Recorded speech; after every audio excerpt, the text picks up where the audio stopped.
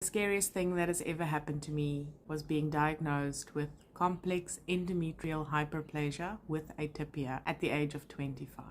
I was living in the United States. I was lucky enough to be in Massachusetts, which had a free healthcare safety net for foreigners. I was working as a nanny at the time, and we only had very basic insurance that only covered emergencies. And I will forever be grateful to the state of Massachusetts, who had these amazing women's health clinics that helped me get diagnosed and cared for. What basically happened was that I started bleeding.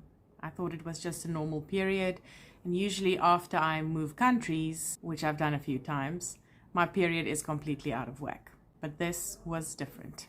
I ended up having my period continuously for about 4 months. And at that stage, I was so anemic that I almost passed out on a playground while minding my kids. I was lucky enough to get seen by the right doctor and healthcare providers. But in total, I bled for about 10, almost 11 months before I got a diagnosis. Complex endometrial hyperplasia with Atypia is very rare. It only affects about 130 out of every 100,000 women.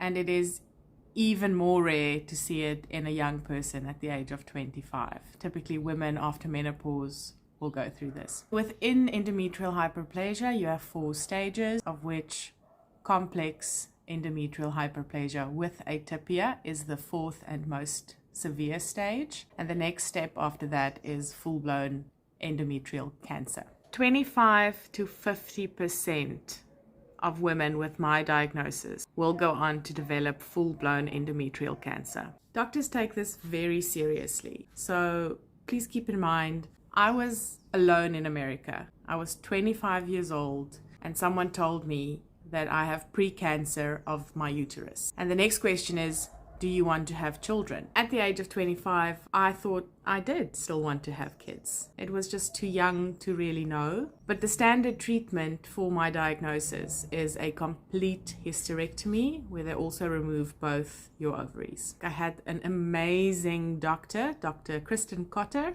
I'm so grateful that she came into my life at that stage, and she understood the wanting children part of it. And she then put me on an experimental treatment.